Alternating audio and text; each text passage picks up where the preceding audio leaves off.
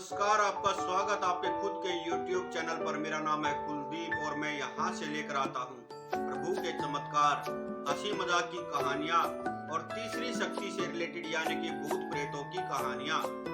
तो आज की कहानी है बेंगलोर से।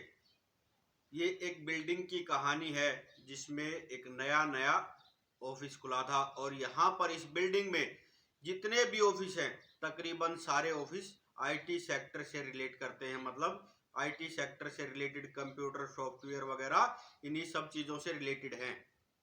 जी हाँ, मैंने क्या कहा, कंप्यूटर सॉफ्टवेयर वगैरह इन्हीं चीज़ों से। मतलब लोगों के दिमाग में धारणा होती है कि भूत प्रेत ये तीसरी शक्तियाँ जो है गांव देहात में होती हैं, लेकिन ये कहानी है बेंगलोर की।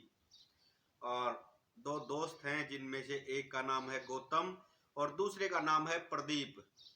गौतम जो है ये इस ऑफिस के इस कंपनी के मालिक हैं और जो प्रदीप है ये गौतम का दोस्त भी है और उस ऑफिस में काम करने वाला भी है, मतलब एक एम्प्लॉय भी है।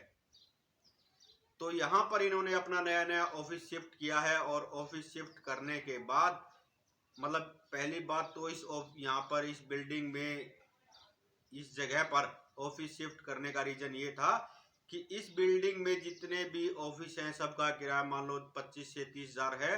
तो जो इनका ऑफिस है उसका किराया सिर्फ 10,000 रुपये, मतलब बहुत सस्ती जगह मिल रही है।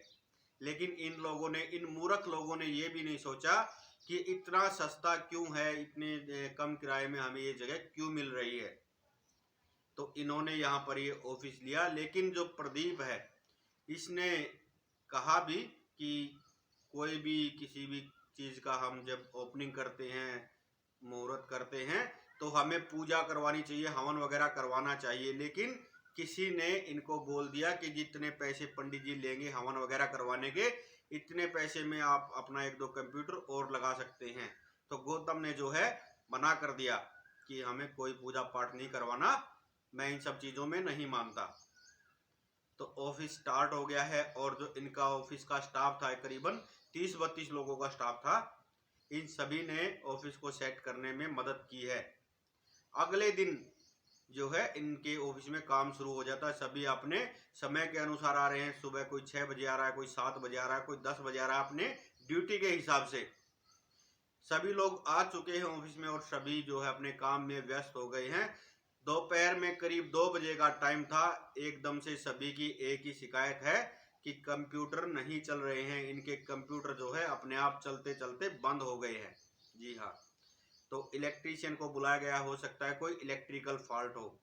इलेक्ट्रीशियन को बुलाया जाता है, इलेक्ट्रीशियन चेक करता है जहाँ पर जो मतलब सॉकेट है जहाँ पर कंप्यूटर लगे हुए हैं वहाँ पर वो सब चेक करता है। लेकिन इलेक्ट्रीशियन कहता है कि लाइट तो प्रॉपर आ रही है, इलेक्ट्रिक फॉल्ट नहीं है कोई भी। तो ये लोग कहते हैं, जो गौतम हो कहता है कि कंप्यूटर क्यों नहीं चल रहे हैं फिर। तो ये कहता है कि देखिए कंप्यूटर के बारे में मुझे नहीं पता, ये तो कंप्यूटर का जो मैकेनिक होगा वही बताएगा, उसको बुलाइए। तो कंप्यूटर का जो इंजीनियर है उसको बुलाया जाता है। वो भी चेक करता है कंप्यूटर सब ठीक है और लाइट भी कनेक्शन सही है। वो जब अपने खुद के गैजेट्स मतलब लैपटॉप वगैरह उस सॉकेट में लगा रहा है तो सब चार्ज हो रहे हैं, लेकिन इनके कंप्यूटर नहीं चल रहे हैं। जी हाँ, तकरीबन ये पूरा स्टाफ 30-32 लोग एक ही कंप्यूटर के पास खड़े हैं जहां पर वो इंजीनियर काम कर रहा है। लेकिन अचानक से इनके पीछे के 5 कंप्यूटर अपने आप ऑन हो जाते हैं। सभी देखकर हैरान हो जाते हैं कि कंप्यूटर चल गए हैं। मतलब किसी के भी माइंड में ये बातें नहीं आती कि ये अचानक से कंप्यूटर कैसे चल गए। देखिए कभी कभी हमारे साथ भी होता है, घर पर टीवी अचानक चल जाता है तो हमारे मन में यही बात आती है कि हो सकता है हमने ऑटो टाइमर लगा दिया हो या कोई भी मतलब ऐसी दिक्कत हो गई हो जिससे टीवी अपने आप ऑन हो गया है। हर चीज़ को भूत प्रेत से रिलेट नहीं करना चाहिए और ये तो वैसे भी पढ़े लिखे लोग हैं। जी हाँ, लेकिन ये मूर्ख लोग ये नहीं समझते कि ऐसी कोई प्रॉब्लम हुई है तो क्यों हुई है। मतलब इनके दिमाग में ऐसी कोई बात नहीं आती। लेकिन मैं आपको एक चीज बता देता हूँ, ये जो तीसरी शक्ति है ये अपने होने का एहसास ऐसे ही दिलाती है ऑटोमेटिक। मैंने एक बार पहले भी आपको एक कहानी में बताया था, आपके जो इलेक्ट्रॉनिक गैजेट्स हैं उनका बहुत ज़्यादा खराब होना, बहुत जल्दी जल्दी खराब होना, टाइम क्लॉक का खराब होना, मतलब टाइम आगे पीछे होना, स्क्रैचेज पड़ना, आईने पे या किसी भी चीज पे स्क्रैचेज बहुत ज्यादा पड़ना, शीशों पर धूल का बहुत ज्यादा जमना। आप चाहे कितने भी पोर्स एरिया में रह रहे हैं, कितने भी साफ सुथरे एरिया में रह रहे हैं, फिर भी अगर बार बार शीशों पर डस्ट जम रही है तो ये भी तीसरी शक्ति से रिलेटेड ही बातें हैं। लेकिन ये पढ़े लिखे लोग हैं, ये नहीं मानते। लेकिन इनमें जो प्रदीप है, गौतम का जो दोस्त है, वो गौतम को कहता है कि सर देखिए, हमें यहाँ पर हवन करवाना चाहिए, पूजा वगैरह करवानी चाहिए, मैंने आपको पहले भी बोला था। तो गौतम कहता मैं इन सब चीजों में नहीं मानता, तू फालतू की बकवास मत कर, और अगर तुझे जो भी करना है तू कर ले अपने लिए। एक काम कर, आज की तेरी छुट्टी भी नहीं लगेगी, तू अपना मंदिर वगैरह जा, और अगर तुझे यही करवाना है तो ये बता ये पैसे कौन देगा। तो ये कहता है कि आप एक काम कीजिए, हम सब की सैलरी में से काट लीजिएगा, लेकिन आप हवन करवाइए। तो गौतम कहता है सबसे पूछ ले तू, अगर सब एग्री हैं तो मैं कोई नहीं करवा देता हूँ, अगर सब अपनी सैलरी में से पैसे कटवाने के लिए एग्री हैं तो। प्रदीप सभी से पूछता है, लेकिन सभी अपने अपने हिसाब से जो है प्रदीप का मजाक बनाते हैं। तो प्रदीप जो है अपनी बाइक उठाता है, क्योंकि गौतम पहले ही कह चुका है कि तेरी आज की छुट्टी भी नहीं लगेगी, तू जा अपने लिए कर ले जो भी कुछ करना है, ताकि तू भूत प्रेत तेरे पास ना आए। तो ये बालाजी के एक मंदिर में जाता है और पंडित जी को सारी बातें बताता है। तो पंडित जी कहते हैं, देखिए प्रदीप ने अभी पंडित जी को ये नहीं बताया कि वो किस बिल्डिंग की बात कर रहा है, कहाँ से वो आया है। लेकिन पंडित जी इसको बोलते हैं कि देख, मैं 3 बिल्डिंगों के नाम बताता हूँ, अगर उनमें से तेरा ऑफिस किसी बिल्डिंग में है तो बता। जो पंडित जी ने नाम बताए थे उन्हीं में से एक बिल्डिंग में इसका ऑफिस था। तो पंडित जी कहते हैं, देख यहाँ पर पहले भी ऐसी चीजें हो चुकी हैं, यहाँ पर कोई देखा गया है जिसकी हाइट करीब 3.5-4 फुट है, मतलब एक बौना, मतलब शॉर्ट हाइट इंसान है, और उसके साथ वो पहले भी किसी ने देखा था।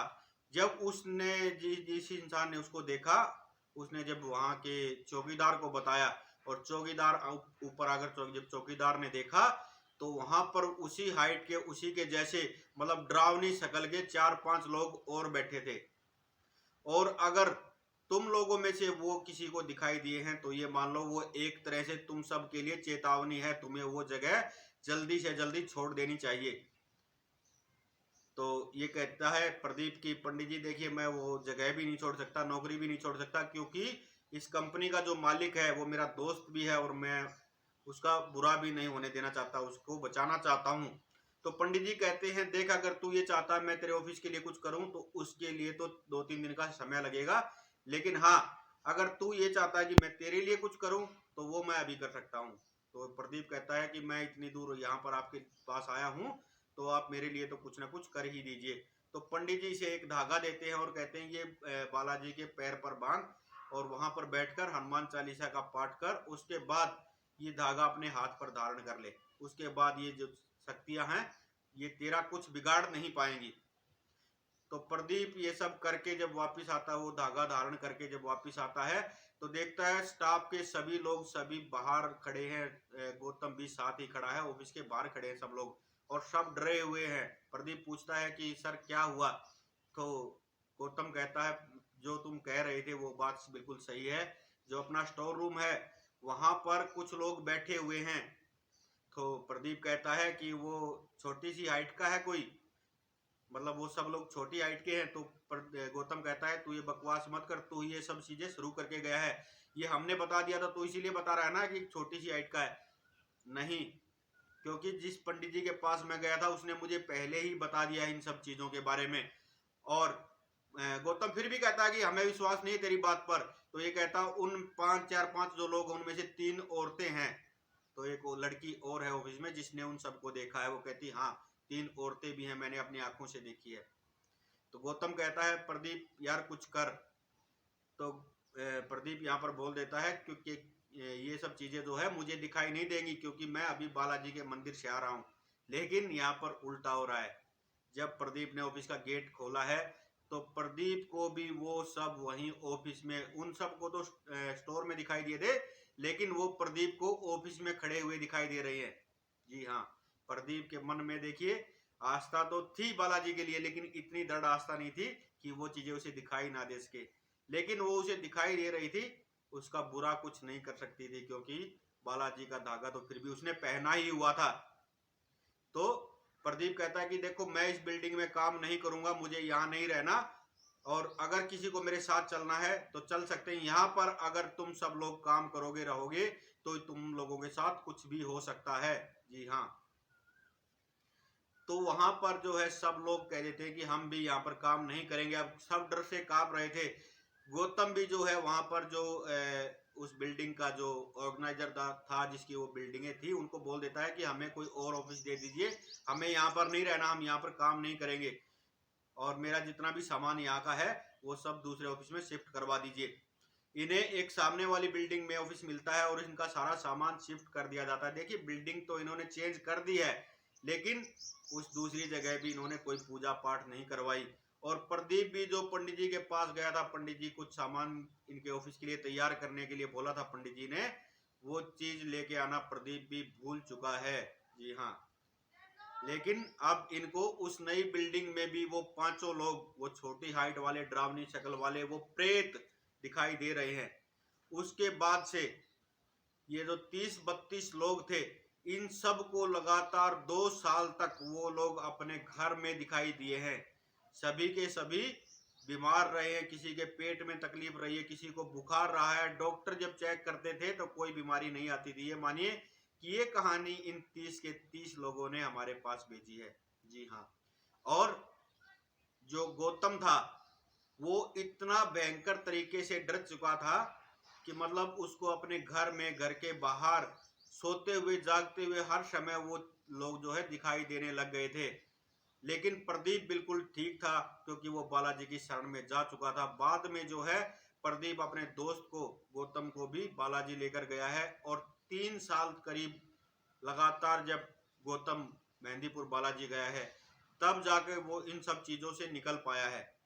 और ये सब लोग भी अब स्वस्थ हैं, लेकिन ये सब उस कंपनी को भी छोड़ चुके हैं, और वो कंपनी जो है बर्बाद हो चुकी है, जो कि बहुत जल्दी बहुत ऊंची शिखर पर जाने वाली थी। वो कंपनी अब बर्बाद हो चुकी है, बंद हो चुकी है, और ये सब लोग अब किसी दूसरी कंपनी में बहुत अच्छे अच्छे पदों पर नौकरी कर रहे हैं, लेकिन ये सब आज भी डर के साए में हैं। जी हाँ, तो दोस्तों ये थी आज की कहानी। उम्मीद करता हूँ आप लोगों को पसंद आई होगी। अगर पसंद आई हो तो लाइक करना, शेयर करना और कमेंट में लिखना जय वीर बालाजी। और इस तरह की कहानियां सुनना आपको पसंद है तो प्लीज चैनल को सब्सक्राइब करना। मुझे आप लोगों की सपोर्ट की बहुत जरूरत है।